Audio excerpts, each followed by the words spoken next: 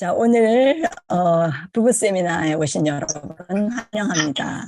이 부부 세미나의 주제 뭐죠? 행복한 결혼, 행복한 나로부터. 행복한 나로부터입니다. 이 시간 행복한 내가 되기 위하여 오늘 세 번째 다룰 제목은 내려놓는 사랑입니다. 오늘은 이 내려놓는 사랑이 또 상당히 또 굉장히 깊이가 있고 여러분이 부담이 되실 줄 압니다. 하지만 우리는 이 하나님으로부터 수술을 받아야 되는 그러한 사람들이기 때문에 깊이 있게 하나님께서 깊이 파서 드러내시도록 우리를 맡겨야 되겠죠. 자, 가정을 꾸미기 위해서 서로 연합해야 되는데 부부 관계 속에서 포기해야 될 일이 많죠. 상대를 위하여 자기가 좋아하는 것을 내려놓고 또 말도 삼가해야 되고 시간도 할애해야 되고 또 부모에게 또 잘해야 되고 뭐 전략도 해야 되고 요리와 가사일 등 많은 것을 배려하고 희생해야 할 일이 많습니다. 그런데 우리가 이런 부부간에 아무리 내려놓는다고 해도 서로를 모두 만족시켜준다는 것은 참 어려운 일입니다. 거의 불가능한 일입니다. 특별히 마음을 배려하고 화를 내지 않고 실수하는 걸 용서해주고 항상 감사하고 관용하고 인내하고 이 마음 부분과 정신 부분에서의 연합은 정말 어려운 일입니다. 어제도 우리가 말씀드렸듯이 죄가 들어온 이후 우리의 상태는 자기 사랑의 정신과 이 소유 사상에 의해 쉽게 상처받을 수 있고 쉽게 깨질 수 있는 유리 그릇과 같은 상태라고 볼 수가 있습니다. 그러한 이유에서 부부는 서로 사랑으로 연합하기 위해 먼저 해야 될 일이 있다고 예수님께서 가르쳐 주십니다. 네, 이 말씀입니다. 아비나 어미를 나보다 더 사랑하는 자는 내게 합당치 아니하고 아들이나 딸을 나보다 더 사랑하는 자도 내게 합당치 아니하고 또 자기 십자가를 지고 나를 쫓지 않는 자도 내게 합당치 아니하니라. 자기 목숨을 얻는 자는 잃을 것이요 나를 위하여 자기 목숨을 잃는 자는 얻으리라. 이 말씀은 우리 스스로 연합하려 하지 말고 반드시 진정한 사랑을 공급하실 하나님과의 연합이 먼저 이루어져야 된다. 하나님을 사랑하고 이웃을 사랑하는 생명의 법, 하늘나라의 원칙, 순서를 예수님은 우리에게 알려주시고 계십니다. 그러한 이유에서 예수님께서는 너희는 세상 일을 걱정하기 전에 먼저 하나님의 나라와 의를 구하라. 그러면 이 세상의 모든 일은 너희에게 이루어질 것이다 하고 아주 우리에게 굳게 약속을 하셨습니다. 하나님의 나라와 의가 먼저 의를 구하라는 것은 하나님을 우선순위에 두고 먼저 하나님을 사랑해야 하는 사랑의 원칙을 선포하시는 것입니다. 그러면 세상에 필요한 우리 부부지간의 문제, 자녀의 문제, 또 경제의 문제, 많은 문제들이 있지 않습니까? 이것들은 다 따라올 것이다. 전도서에 보면 한 사람이면 패하겠거니와 두 사람이면 능히 당하나니 삼겹줄은 쉽게 끊어지지 않는다는 말씀이 있듯이 우리 부부의 완전한 연합은 하나님 안에서 이루어져야 온전해질 수 있다는 의미에서 어미를 나보다 더 사랑하는 자, 가족을 더 사랑하는 사람들은 나를 따라가기에 합당치 않다 하고 사랑의 원리를 선포하십니다. 사랑에 관한 이야기입니다. 모든 사람은 죄가 들어오면서 자기를 사랑하게 되었다고 했습니다. 이것이 불행의 원인이 되는데 자기를 사랑하는 사람들은 하나님을 사랑할 수가 없습니다. 사랑은 두 가지 사랑만 존재하는데 자기 사랑과 하나님 사랑입니다. 사랑의 속성은 책임을 지는 것입니다. 자기를 사랑하는 사람은 자기 스스로 책임져야 하는 것이고, 하나님을 사랑하는 사람은 하나님께서 책임져야 하는 것입니다. 책임을 진다는 것은 무엇인가 뒤처리의 일을 하기 위해서 짐을 져야 한다는 것이죠. 자기를 사랑하게 되면 스스로 책임을 져야 되고 또 짐을 져야 하는 것입니다. 하나님을 사랑하게 되면 하나님이 책임지시고 그분이 짐을 지시는 것입니다. 사랑의 중요한 부분은 짐입니다. 짐. 누가 짐을 지느냐의 선택입니다. 짐을 지면 쉼이 없는 상태가 되는 것입니다. 우리는 짐을 가지고는 쉼을 누릴 수 없기 때문에 죄인들의 짐은 우리 스스로를 자멸시키고 없어지게 하며 결국은 죽음으로, 마지막은 심판으로 인도할 수밖에 없는 것입니다.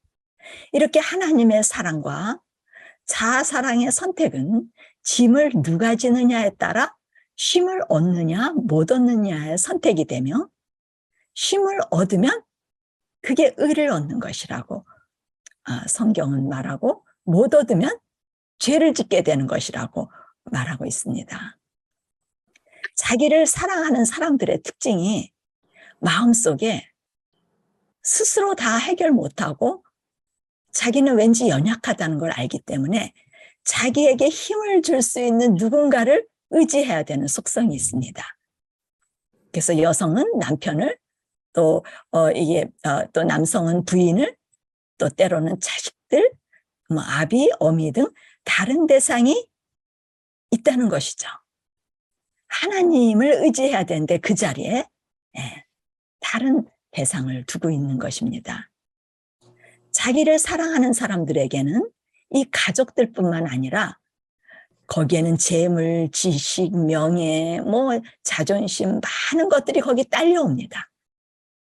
그런데 그 중에서 가족은 많은 사람들에게 가장 큰 우상이 되고 있다고 말씀하십니다. 그리스도께서 그것을 아시고 하나님보다 가족을 더 사랑하면 합당치 않다. 목숨을 잃게 될 것이다 라고 합니다. 목숨을 잃게 된다는 것은 쉼을 얻지 못한다는 말씀으로, 하나님을 사랑해야 목숨, 생명을 얻고 쉼의 안식으로 들어가 하나님의 법, 계명, 사랑이 이루어질 수 있는 사람이 된다는 것입니다. 이것이 이 하나님의 나라의 원칙입니다. 우리가 사랑이라는 것을 생각해 보면 사랑의 95% 사랑이라는 것은 존재하지 않습니다.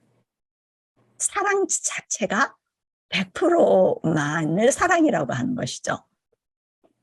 많은 관심과 애정이 있는 것을 사랑이라고 하지 않습니다. 이 사랑의 특성은 목숨을 거는 것으로, 목숨은 자기의 모든 것입니다. 100%. 사랑이라는 그 마음 자체가 모든 것을 버리도록 만듭니다. 남녀가 사랑을 한다고 하면 그들은 모든 것을 바쳐서 사랑하게 될 수밖에 없는데, 부모님이 만류하는, 주변에서 아무리 반대하더라도 그들은 환경을 초월해요 사랑을 하게 되고 결혼을 하게 되는 것입니다.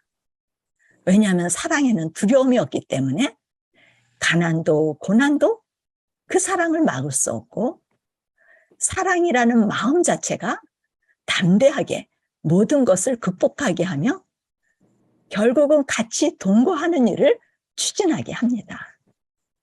이와 같이 하나님을 사랑하면 주변에 어떤 환경에 있든 모든 것을 초월할 것이며 자기 목숨을 내놓게 될 것이며, 어떻게 하든지 두 사람의 사랑은 모든 것을 뛰어넘어 동거를 하게 할 것입니다.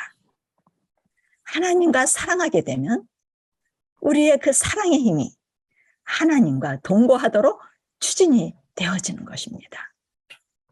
우리가 하나님을 사랑하지 않는다면 자식이나 부모를 더 사랑하게 되면 자식과 부모에게 목숨을 걸게 될 것입니다. 그렇기 때문에 목숨 거는 것이 하나님이 아닌 다른 것에 있다면 우리의 신앙은 잘하지 못하고 무엇인가 어떤 때는 기분적으로 감정적으로 잘한 것 같지만 다시 원위치 신앙생활이 어려운 것입니다. 우리는 하나님의 사랑과 자아 사랑의 선택을 해야 하는 그런 기로에서 예수님께서는 지금 결혼 조건을 말씀하시고 계시는 것입니다. 하나님을 선택할 때 그분은 우리 심령에 들어오셔서 함께 동거하실 것인데 동거의 결과는 영원한 쉼을 주시겠다는 것입니다.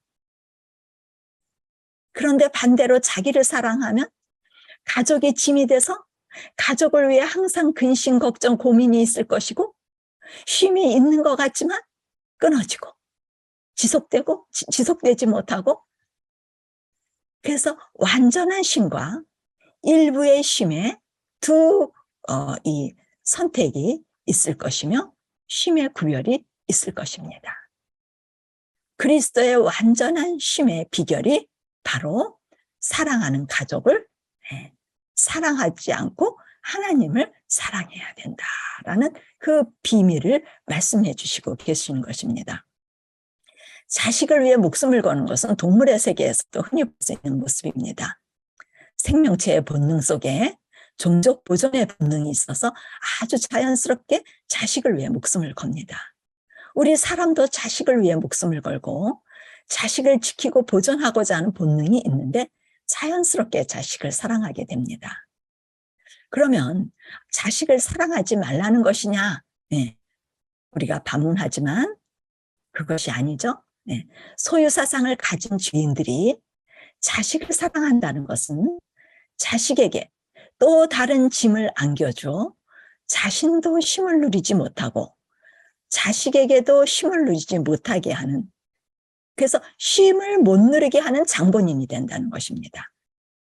하나님을 사랑하는 사람들은 하나님께서 창조하신 법칙에 맞게 자신도 쉼을 누리고 자식에게도 쉼을 나눠주는 진정한 사랑을 할 수 있는 지혜를 가진 사람들이 되는 것입니다. 이 길은 세상의 지식과 지혜로는 이해 못합니다. 따라갈 수도 없습니다. 그래서 이 하늘의 길은 좁은 길이라고 표현하고 있습니다. 왜? 이해가 안 되고 그런 지식도 없고 상식적으로 이해 못해요. 또 두 마음을 가진 사람은 갈 수 없기 때문에 하나님의 사랑에서 떠나게 하는 모든 대상을 버려야 그 길을 갈 수가 있는 것입니다. 사랑은 마음의 모든 것을 차지하게 되기 때문에 항상 100%로서 100% 이 처자식, 가족을 사랑하든지 100% 하나님을 사랑하든지 둘 중에 하나가 됩니다. 100% 하나님만 사랑할 때 하나님과 연합하고 동거한다고 했죠? 이 동거가 창조입니다. 우리의 연약한 인성에 그리스도가 들어오시는 건 창조라고 말할 수가 있습니다. 이 창조가 결혼입니다. 결혼하면 그분이 우리 안에 들어오셔서 그분이 우리 속에 없는 사랑이 사랑할 수 있는 사람이 되는 것이 창조입니다. 그걸 재창조, 새로운 피조물. 그 사랑할 수 있는 사람들의 특징이 제일 먼저 나타나는 것이 가정입니다. 남편에게, 부인에게, 자녀에게 쉼을 주고 쉼을 누리게 하는 겁니다. 그것이 예수님의 제자가 되어서 그분의 품성을 따라 살 수 있는 사람입니다. 그리스도께서 모든 소유를 버리지 아니하면 나의 제자가 되지 못한다라고 말씀하시는 것이 우리를 그냥 무조건 독점해가지고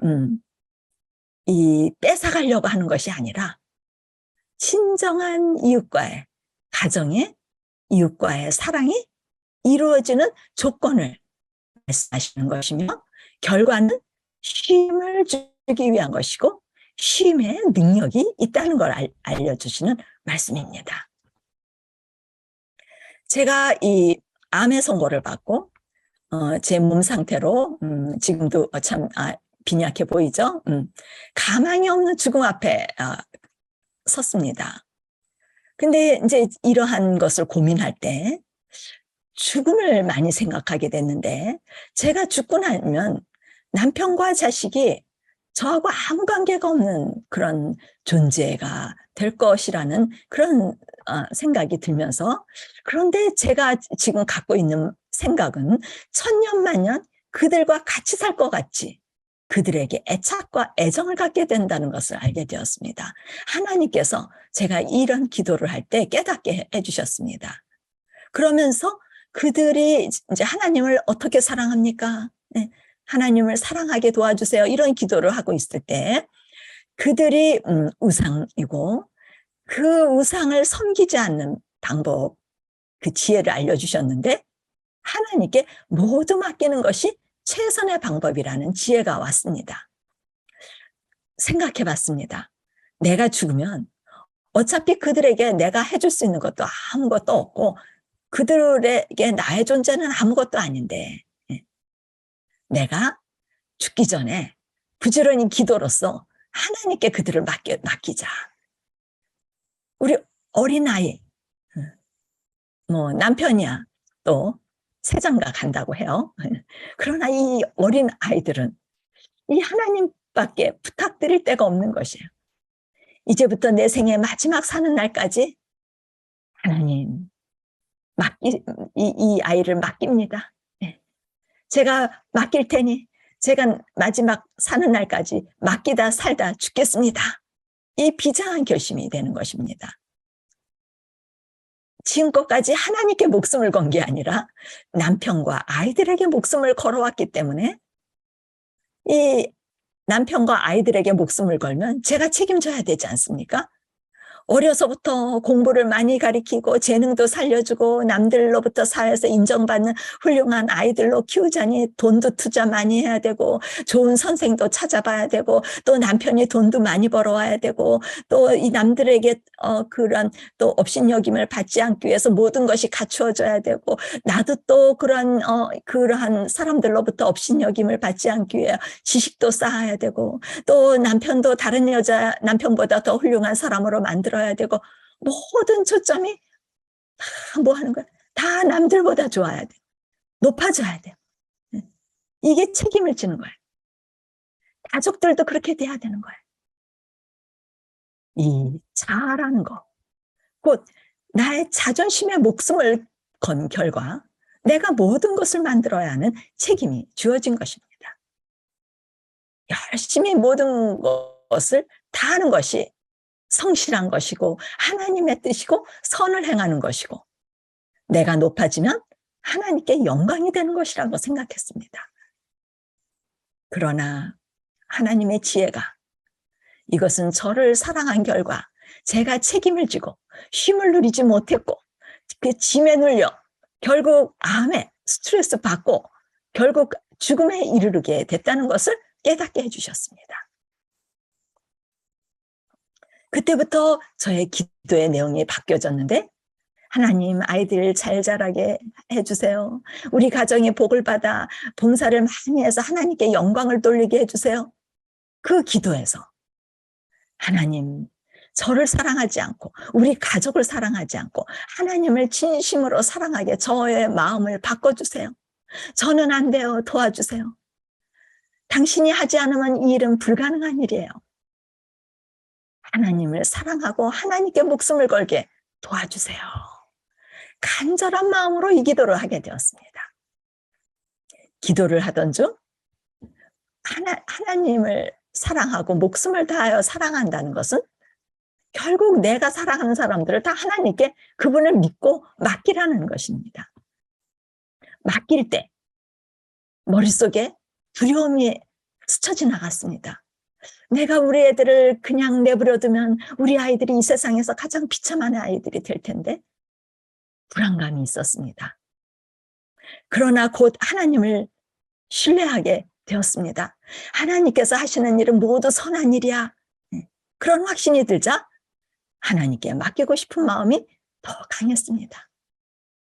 왜냐하면 제가 생각하는 선은 지금까지의 경험에 비추어 저를 죽음으로 인도해 왔기 때문에, 그렇다면 내가 생각하는 선이 아니라 하나님이 생각하시는 선은 분명히 생명으로 인도할 것이라는 믿음이 오자 기도의 마지막 부분, 하나님, 제가 사랑하는 사람에게 아무리 고통이 오고 가난하고 질병이 오고 슬픔과 죽음이 오더라도 저에게 저는 괜찮습니다. 그것을 통하여 당신의 선함이 이루어져서 그들이 생명으로 인도되어 쉼을 얻을 수 있다면, 그래서 생명을 얻을 수 있다면, 그들이 짐을 지지 않고 살 수 있다면 허락하여 주세요. 하나님, 다 맡기겠습니다.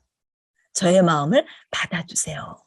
기도가 자연스럽게, 기도라는 것은 진정으로 자기 마음에 가장 소중한 걸 하나님께 아뢰는 것입니다. 이 마음을 잘 아시는 분은 하나님이십니다. 하나님은 이 기도의 응답으로 심령을 바뀌어주시고 그것을 이루도록 해주십니다. 이 기도가 자연스럽게 흘러나오자 심령의 평강이 이르게 되었습니다. 참 놀라운 기적이죠. 그부터 그들에 대하여 모든 짐이 다 내려놔지면서 그들에 대한 두려움이 조금도 없게 되었습니다. 나중에 안 사실이지만 이것이 성령을 구하는 기도였다는 것과 하나님께서 성령을 통하여 모든 짐을 다 내려놓도록 인도하고 계셨다는 것을 알게 되었습니다. 사랑의 하나님은 모든 짐을 내려놓게 하시고 그 결과 쉼과 평화를 결국 주시고 기도의 응답을 이루어주신 것입니다. 참 멋있는 하나님이십니다. 하나님을 사랑하는 사람들은 하나님께서 책임지는 것을 믿는 사람들입니다. 그래서 맡길 수 있는 것입니다. 맡긴다는 것은 평화가 계속 지속될 수 있다는 것입니다. 우리가 하나님께 맡겨도 일부만 맡길 수 있습니다. 일부만 맡기면 일부만 맡긴 만큼 평화가 있게 될 것입니다. 그러나 모두 맡기면 항상 평화가 있게 될 것입니다.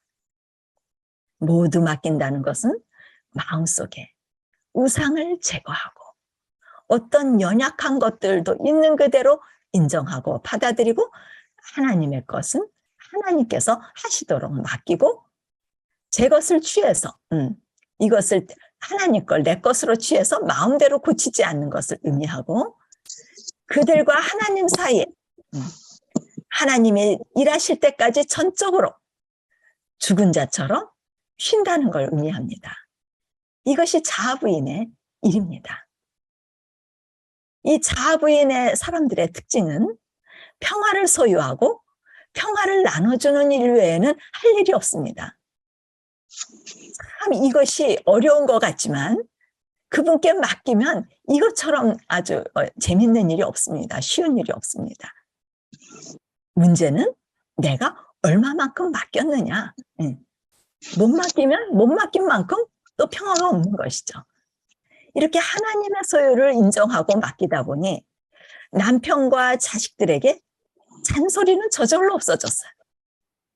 그들의 연약성을 쉼과 평화로 바라보게 되었고 그 평화는 지금껏까지 40이 넘도록 누려보지 못했던 그 평강이었습니다. 그 평강은 지속되었고 그 평화는 남편과 아이들과의 관계를 회복시켜주는 강력한 무기가 되었는데 완전한 관계의 회복이 되었습니다. 부부의 완전한 사랑은 맡김이 있으며 쉼이 있을 때 계속적으로 유지가 될 수 있습니다.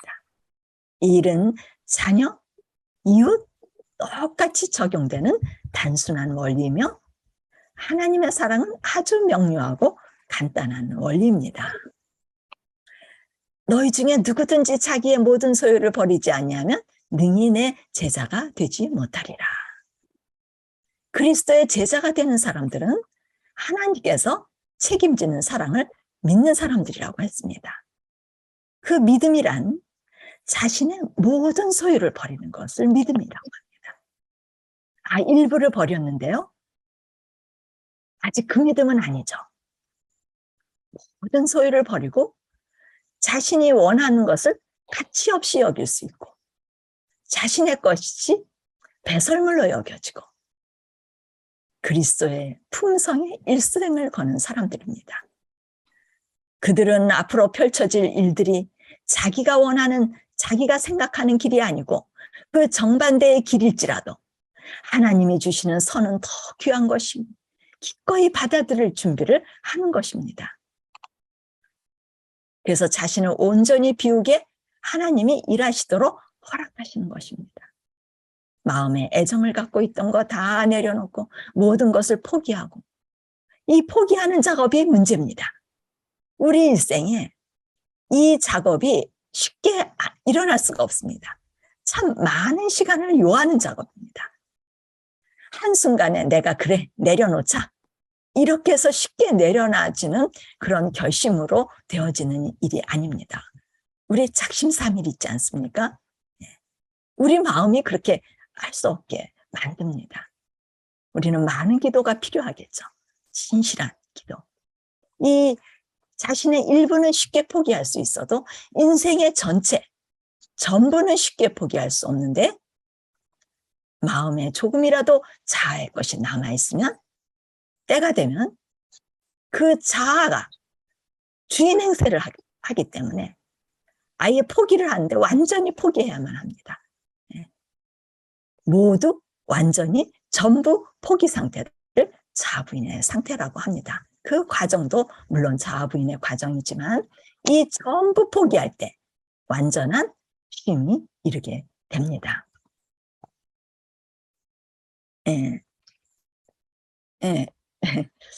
어떤 한 분이 하소연을 하셨습니다.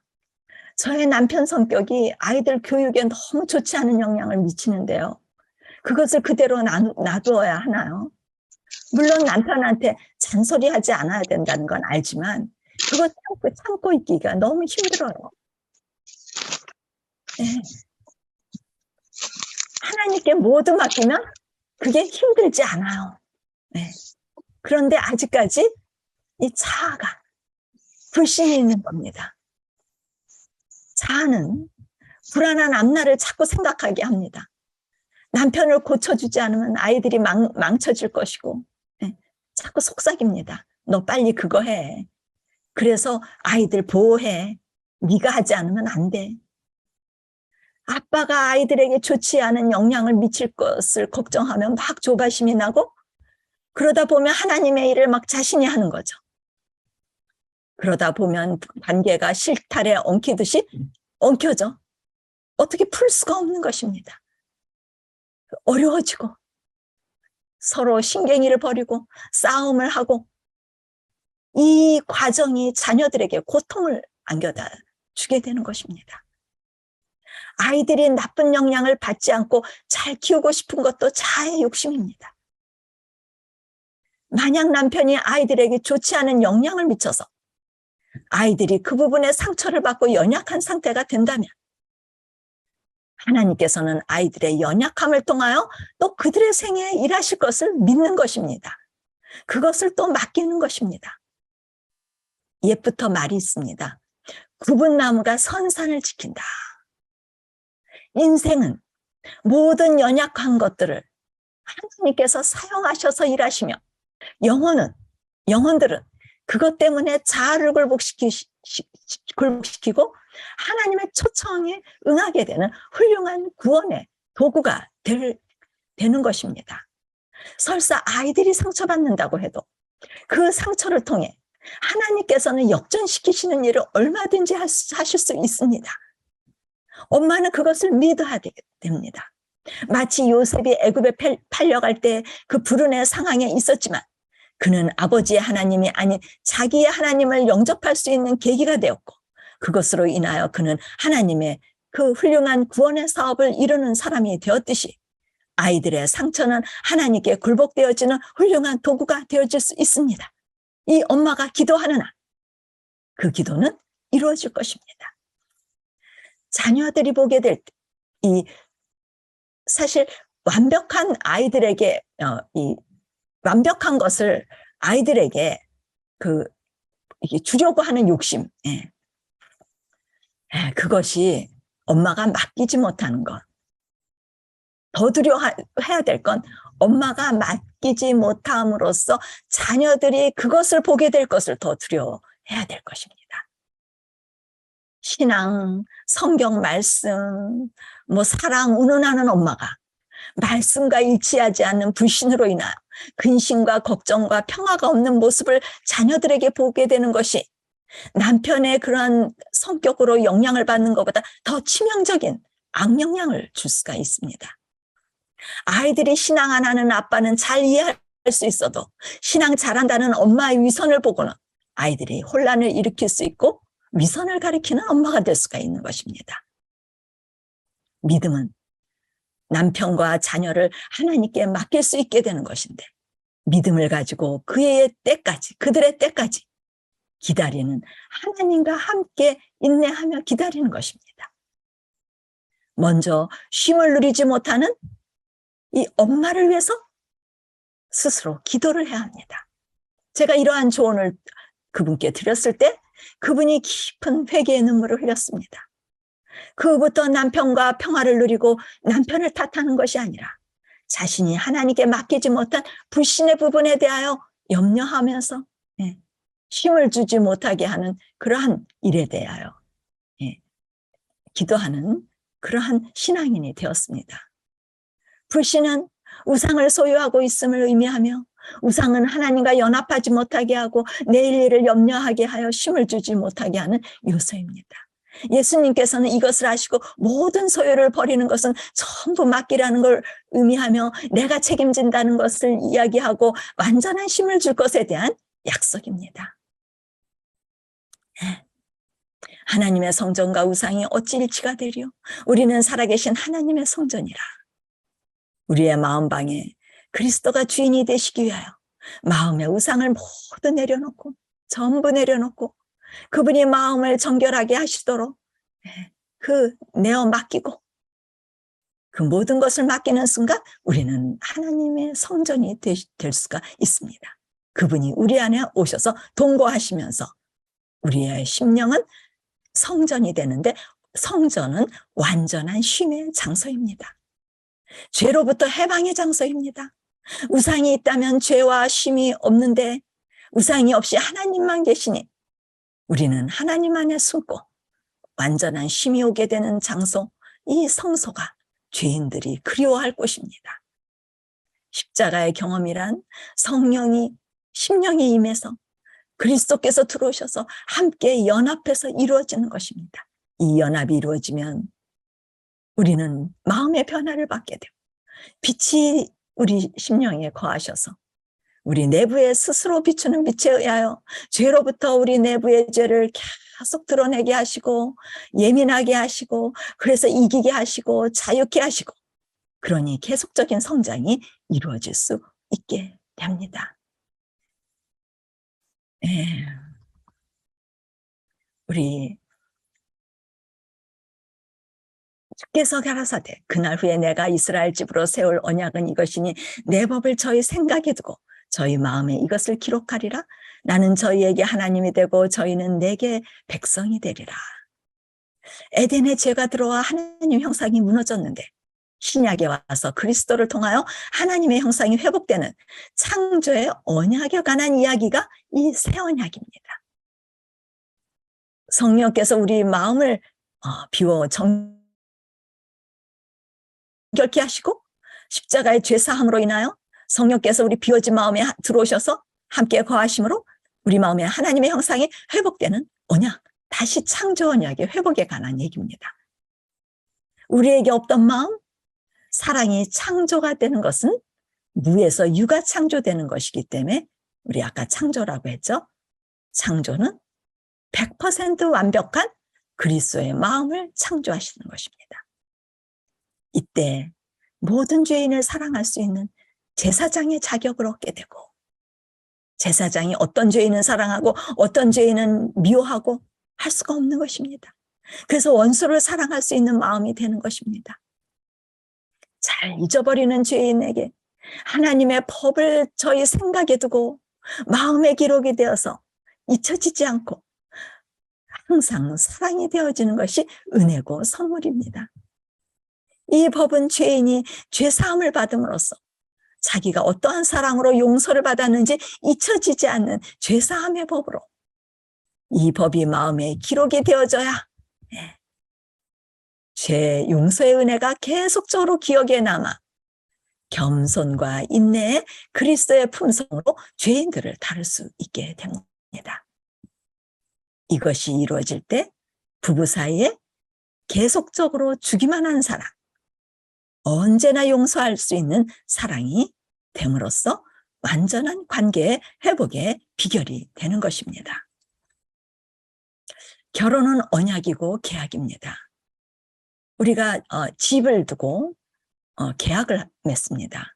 집주인이 자기 소유의 집을 팔려고 한다면 첫 번째 해야 될 일은 자기 집의 모든 것을 정리해야 합니다. 모든 것을 깨끗이 비워야 집을 팔 준비가 된 것입니다. 집을 팔려고 하는 사람이 자기의 지저분한 짐들을 계속 그 집에 그대로 놔둔다면, 그리고 집을 팔 사람은 없을 것입니다. 그렇다면 집을 팔 준비가 되지 못한 것입니다. 한 가지라도 남아있다면 계약이 이루어질 수 없습니다. 하나님께서 우리 마음의 성전에 주인이 되시길 원하신다면, 여러분들이 원한다면 우리는 모두 비움으로써 집을 팔 것이라는 의향을 나타내는 것이, 그 의향을 나타내면 성령께서 집을 청소하도록 도와주십니다. 우리의 소유의 한 가지라도 마음속에 놔두지 않도록 깨끗하게 정결 사업을 하십니다. 이 일이 만만한 일은 아닙니다. 우리는 깨어서 계속적으로 연합을 해야 됩니다. 버릴 거 버리고, 심령을 결심하고, 그래서 계속적인 연합이 있으면 하나님은 우상과 함께 계실 수 없으신 분이기 때문에 하나님께서는 자신이 새 집이라고 주장하지 못하십니다. 우상이 있다면 계약서에 서명을 하실 수 없습니다. 그분은 우리가 허락지 않은 일을 강제로 치우고 들어오시는 분이 아니십니다. 끝까지 다 비울 때까지 기다리시는, 인내하시는 분이시고 우리의 의사를 존중해 주시는 분이십니다. 우리가 하나님을 집주인이 되도록 마음을 비우도록 허락한다면 성령께서 부지런히 회개로서 도와주시고 급기야 계약서에 서명을 하시고 들어오시게 될 것입니다. 이 과정을 거쳐 정결 사업이 이루어져 쌍방의 합의하에 계약이 이루어지면 새 집주인이 새 집에 들어오게 되는데, 하나님께서 들어오실 때 그냥 들어오시지 않습니다. 하나님은 자신의 법과 함께 들어오십니다. 왕은, 항상 나라의 왕은 법 위에 군림합니다. 법 위에 위치하면서 나라가 세워지게 됩니다. 성경은 하나님의 나라가 우리 마음에 그렇게 세워진다고 말씀합니다. 우리 마음에 하나님의 나라가 세워지면 그 나라의 법이 항상 지배하여 그 법정신으로 그 법을 지키도록 왕은 그 나라 백성이 법을 지킬 수 있도록 만들어줘야 됩니다. 백성들이 그 나라의 법을 지킬 수 없다면 왕은 백성들을 모두 처벌해야 하는 괴롭고 악한 왕이 될 것입니다. 그렇게 되지 않도록 왕은 자기의 나라의 법을 백성들의 정신과 마음에 기록을 해야 됩니다. 백성들의 사상과 정신에 그 나라의 법정신이 기록되어 뇌의 신경의 뿌리들이 법정신으로 쫙 연결되어서 뇌의 기억 속에 장치를 해놓고 백성들이 잊어버리지 않도록 법을 자연스럽게 기쁘게 즐겁게 지켜지게 되도록 그래서 처벌을 받을 필요가 없고 두려워할 필요가 없고 안정과 쉼과 평화 가운데 살도록 만드는 것이 왕의 역할입니다. 그러면 그 나라는 천국입니다. 천국이 곧 하늘나라, 곧 왕과 법과 백성들이 모두 안식과 평화를 누리는 것입니다. 이렇게 모두 비워진 깨끗한 마음의 왕이 들어오시기 위해 계약서에 딱 서명을 하면 왕은 그때부터 그 마음은 하늘법이 지켜지는 성전이 되는 것이죠. 이 성전은 과거의 집주인이 그 집에 대하여 다시는 주인 행세할 수 없도록 만들어 놓으셨습니다. 왜냐하면 과거의 집주인의 소유가 하나도 없기 때문에. 그러면 새 집주인은 하나님이 되실 수 있고 우리의 몸과 마음은 그분의 성전이 될 수 있게 되며 그분은 항상 왕이 되시고 주인이 되실 수 있고 우리는 그분의 법으로 그분의 법이 또 우리 안에서 자기의 일을 행하게 하시고 그리고 그분이 거하시는 성전이 되실 수가 있습니다. 그러면 우리 품성에서 그리스도의 평강이 나타나고 항상 기쁘고 범사에 감사가 나오는 하나님의 백성의 특성이 나타나게 되어지는 것이죠. 항상 임재하시는 성령의 빛이 비추고 하나님과의 교제와 말씀의 떡을 먹는 것이 계속적으로 성장하게 되고 하늘의 법이 잘 지켜지는 특권, 이것이 십자가에서 그리스도의 죽으심으로 우리에게 주신 능력입니다.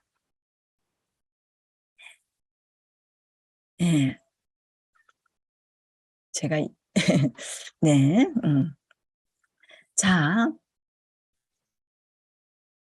갈릴리에 다니시다가 두 형제 곧 베드로라 하는 시몬과 그의 형제 안드레가 바다에 금을 던지는 것을 보시니 그들은 어부라 말씀하시되 나를 따라오라 내가 너희를 사람을 낚는 어부가 되게 하리라 하시니 그들이 곧 그물을 버려두고 예수를 따르니라. 거기서 더 가시다가 다른 두 형제 곧 세베대의 아들 야고보와 그의 형제 요한이 그의 아들 세베대와 함께 배에서 금을 깁는 것을 보시고 부르시니 그들이 곧 배와 아버지를 버려두고 예수를 따르니라. 제자들이 그리스도의 말씀에 성령의 감동을 받게 되자 제일 먼저 한 일이 자신의 일, 고기를 낚는 어부가 되기를 포기하고 사람을 낚는 어부가 되기 위하여 그물과 배와 아버지를 버려두고 예수를 따르는 것입니다. 그물과 배와 부친이란 우리의 현실에 매여 있는 애정을 갖는 중요한 요소들입니다. 먹고 살아야 하고 가족들에게 애착을 갖고 현실을 잘 살아야 하고 성실하게 책임감 있는 부모가 되고 자녀가 되어야 되는 것인데 그것을 포기하는 것입니다. 많은 분들이 이 부분을 두려워하고 있습니다. 생계 유지를 위하여, 교회 생활을 위하여, 봉사를 하기 위해서 돈을 많이 벌어야 하지 않습니까? 네, 세상의 법칙은 돈을 벌어야 해요. 그래서 고기를 낚는 어부가 되어야 살 수 있어요. 그러나 하늘의 법칙은 사람을 낚는 어부가 되어야 하는데 어떻게 고기를 낚다가 사람을 낚는 어부로 될 수가 있을까요? 이것이 많은 분들의 고민입니다. 이 부분은 각자 믿음의 분량으로만 이루어지는 일입니다. 단지 그리스도께서 여러분에게 그 길을 제시할 뿐입니다. 제가 이 예수님을 영접할 때 가장 가난 속에 있었던 그때 저는 이것을 선택했고 경험을 했기 때문에 이렇게 말씀을 드릴 수가 있는데 지금 제가 저희 아이들에게는 이것을 강요할 수 없습니다. 그들은 아직 준비가 되지 않았기 때문에 그들의 스스로 그 길을 선택하도록 기도만 하고 있을 뿐입니다. 이 일은 순간적인 선택이 아니라 인생의 계획을 완전히 바꾸는 것을 의미합니다. 그것에는 고난과 수치와 가난과 멸시가 따라올 수도 있습니다. 다니엘의 세 친구가 고백한 하나님께서 나와 함께 하실 것입니다. 그리하시지 아니할지라도 나는 죽겠습니다의 선택인 것입니다.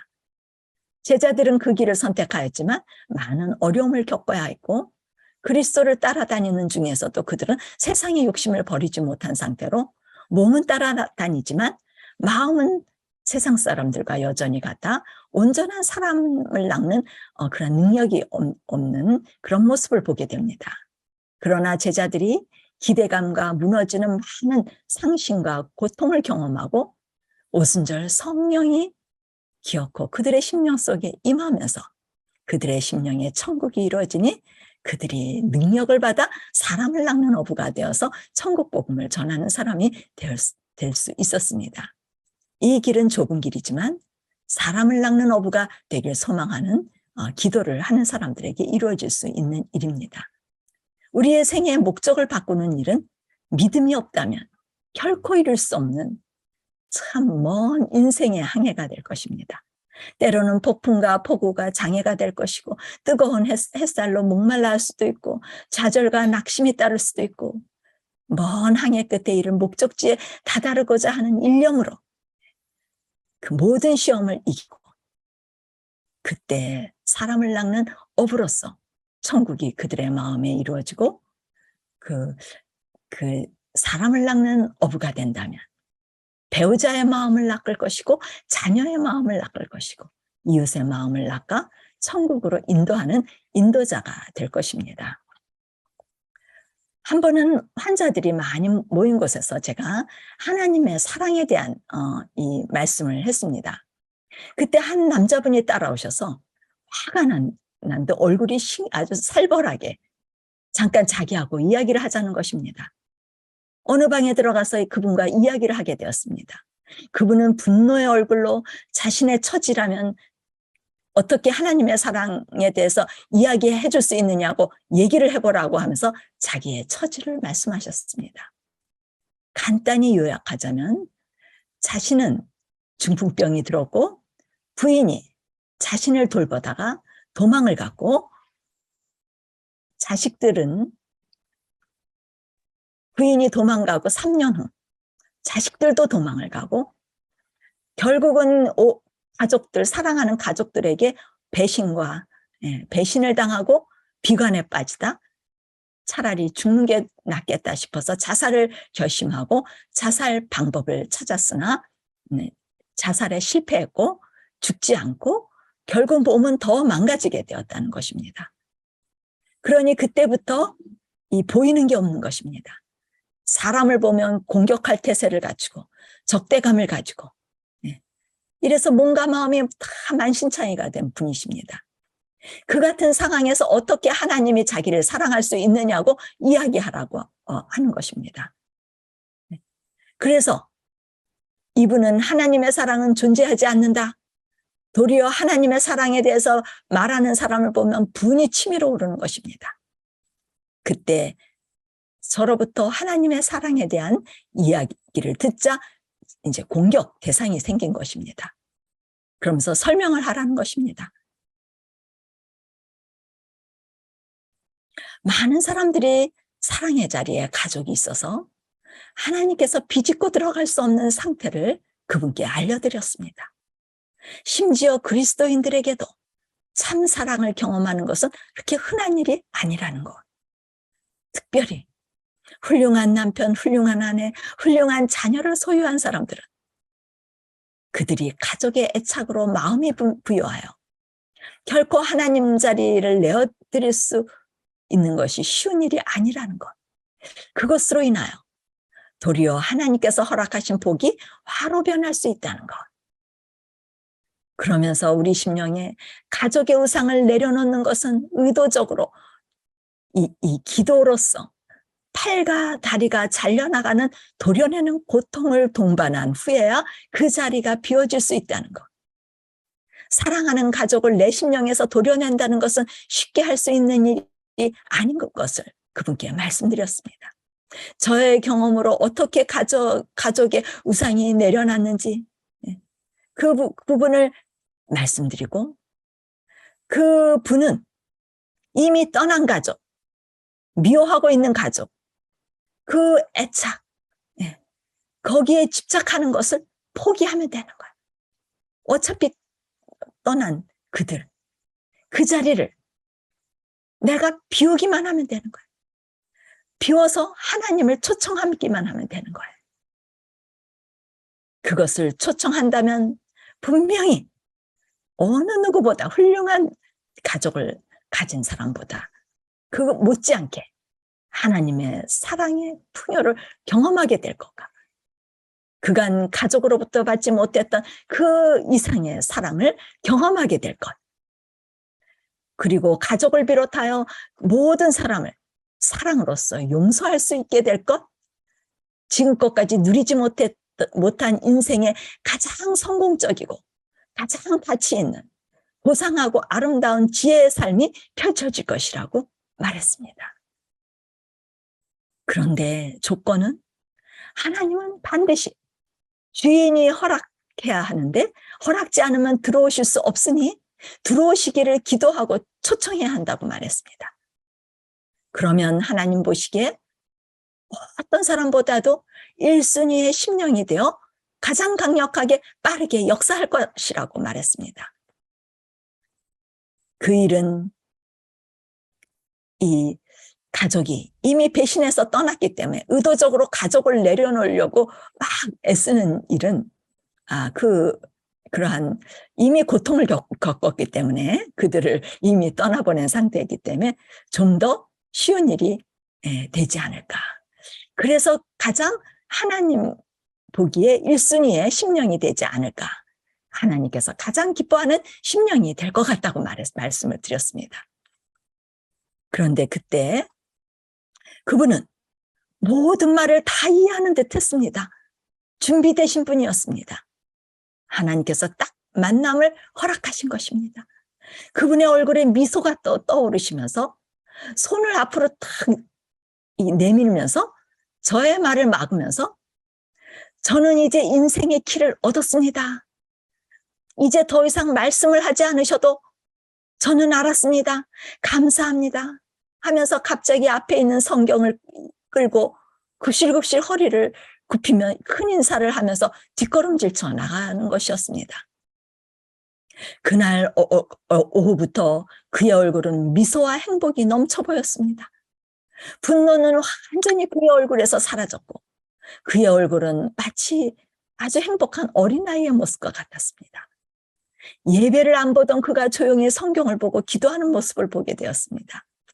식사 때 늦게 들어와서 맨 앞줄에 비집고 들어가서 새치기 하면서 누가 새치기 한다고 건드리면 그냥 내려칠 것처럼 이런 협박을 했던 그가, 거칠었던 그가 이제는 식사 시간이 되었는데 밖에서 정언니를 갖고다 맨 뒤에 끝에 들어와서 다른 사람이 다 먹고 난 찌끄러기 음식을 조용히 가져다 감사하며 먹는 모습을 보게 되었습니다. 한가한 시간에 다른 사람들이 모여서 수근수근 거리는 것이었습니다. 다른 사람들은 잡담을 하고 있을 때 그가 정원 관리하는 모습을 보게 되었습니다. 과격했던 그가 갑자기 다른 모습으로 보이니까 그 사람들이 모여서 저 사람이 미쳤다 그럽니다. 미쳤다고 하는 것입니다. 예배를 보지 않던 그가 새벽에 맨 앞줄에 나와 기도하는 모습을 보게 되었고 그가 그날 성경을 읽고 다가와 자신의 깨달음을 나누는 모습은 정말 아름다웠습니다. 이 이야기는 우리 환자의 이야기만이 아닌 우리의 교훈입니다. 그 사랑의 자리를 하나님께 내어드리지 않는다면 훌륭한 처자식, 풍요로운 물질로 인하여 부유하게 사는 것 같아도 다 준 것 같아도 다 잃어버릴 것들을 부둥켜 안고 있는 것입니다. 때가 되면 다 헛된 것으로 세상의 복이 결국 화가 되었다는 것을 깨닫게 될 것입니다. 영원한 시야로 본다면 이 세상에 잠시 화를 당해도 그것으로 인하여 영원한 생명의 복이 이르러 온다면 남들이 경험하지 않은 결코 나에게 오지 않기를 원하는 화와 저주와 고통이 감사한 일로 이 세상은 영원한 나라를 위해서 주어진 시간이기 때문에 비록 가족에게 배신을 당하고 버림을 받아도 그것으로 인하여 하나님을 모실 수 있는 계기가 된다면 인생은 공평한 것입니다. 가족을 잃는 경험은 그의 심령을 비우는 도구가 되었고 그리스도를 초청하자마자 그의 안에 들어가셔서 빛을 발하는 복의 통로가 된 것입니다. 사랑하는 우상을 제거하도록 도우시는 성령의 일은 계속해서 우리를 낮추시는 일입니다. 바닥까지 내려가 그리스도의 반석에 깨어지도록 일하십니다. 때로는 과정이 고통과 슬픔과 비참한 모습이 보이기도 하지만 그 일에 기꺼이 연합한다면 가장 초자연적인 능력이 임하게 되는데 그리스도의 마음을 받게 되는 연합의 복이 되는 것입니다. 복이 오게 되는 것입니다. 자신의 능력을 의지하지 않고 무가치함을 인정할 수밖에 없는 자신이 무존재의 상태에서만 자아는 반석에 깨져 부딪히게 되며 영혼 안에 들어오시는 창조의 기적이 일어납니다. 자기를 낮추고 포기하는 시간은 고난의 시기로 인생의 가장 가치 있고 의미 있는 시간이 될 것입니다. 내 하나님 여호와께서 이 40년 동안에 너로 광야의 길을 걷게 하신 것을 기억하라. 이는 너를 낮추며 너를 시험하사 내 마음이 어떠한지 명령을 지키는지 알려 하심이라. 너를 낮추시며 너로 줄이게 하시며 또 너도 알지 못하며 내 열조도 알지 못하던 만나를 내게 먹이신 것은 사람이 떡으로만 사는 것이 아니요 여호와 입에서 나오는 모든 말씀으로 사는 줄을 너로 알게 하려 하심이라. 이스라엘 민족을 광야의 길로 인도하신 목적은 자신을 의지하지 않고 낮추시고 자신의 존재의 무가치함을 깨닫고 자신의 능력이 더 이상 힘을 쓸 수 없는 천적인 하나님의 능력을 의지하도록 하시기 위함이라고 합니다. 그것은 자신의 능력을 의지하지 않고 자기 뜻대로 행하게 되면 죽음이 이르는 것으로 반드시 안내자의 보호와 지도를 따라야 안전한 것입니다. 발방향을 전혀 모르고 자신의 지식과 감각을 의지하여 가게 되면 방황하다 광야에서 모두 죽게 되는 것입니다. 광야는 하나님의 법이 우리 마음에 기록되기 위해서 예비된 장소입니다. 불평과 불만의 시간이 아니고 모든 생각을 집중해서 하나님의 목적을 분명히 알고 시선을 자신의 능력이 아닌 하나님의 능력에 붙들어 매는 훈련의 장소입니다. 오늘도 모든 사람들에게 마음의 천국이라는 하나님의 법을 그들의 마음에 새겨주시기 위하여 오늘도 광야길을 허락하십니다. 시험이라는 것은 자신의 생각이 어디에 있느냐에 따라 어디에 있느냐 드러내는 때이고 어떤 마음이냐 드러내는 때이고 하나님의 법이 지켜지냐 안 지켜지냐를 알 수 있는 시간이라고 합니다. 좋을 때는 누구나 다 신실한 신앙인처럼 보이고 좋아 보이나 어둡고 고난과 어려움이 생길 때 그들의 마음이 어디 있는지는 다 드러납니다. 특별히 자신이 낮아질 때 자신을 사랑하는 사람인지 하나님을 사랑하는 사람인지는 다 드러납니다. 우리의 광야길을 허락하신 하나님의 뜻을 알아 우리의 욕망과 뜻을 포기하고 모든 것을 배설물로 여기고 세상을 잘 사는 것이 목적이 아니고 모든 말씀으로 사는 삶, 천국의 삶이 인생의 목적으로 우리에게 닥쳐진 시련과 고난과 슬픔은 우리 생애를 바꾸게 하는 하나님의 도구인 것을 우리가 알아야 되겠습니다. 이렇게 소유를 버리는 회개의 과정에서 일부를 맡기면 어떤 땐 내 마음, 어떤 땐 예수님 마음, 어떤 땐 예수님 마음 많은 것 같은데 어떤 땐 또 다시 내 마음. 이렇게 안과 밖으로 투쟁이 있습니다. 그러나 모든 맡길 때 내부의 유혹은 이길 수 있는 것입니다. 내적 성전은 평화로서 하나님이 주인이 되시고 그분의 법이 심령을 지배하고 있어서 계속적인 영속적인 평안이 지속될 수 있습니다. 사단의 권세에 의해서 외적인 투쟁은 있을 수 있어. 항상 그리스도의 마음으로 원수를 사랑하는 내적인 마음은 지속될 수 있기 때문에 관계 속에서 행복은 이루어질 수 있는 것입니다. 모든 것을 아버지께 맡기고 누리시는 그리스도의 심령의 평강이 우리의 평강이 돼서 새 언약으로 주신 새 법으로 가까운 이웃인 부부의 사랑이 회복되고 이웃과의 관계가 회복되시는 여러분들이 되셨으면 좋겠습니다. 서로에게 사랑을 나누어 주어도 떨어지지 않는 행복한 부부의 경험이 여러분 모두의 경험이 되시길 바라고 말씀을 마치겠습니다. 감사합니다.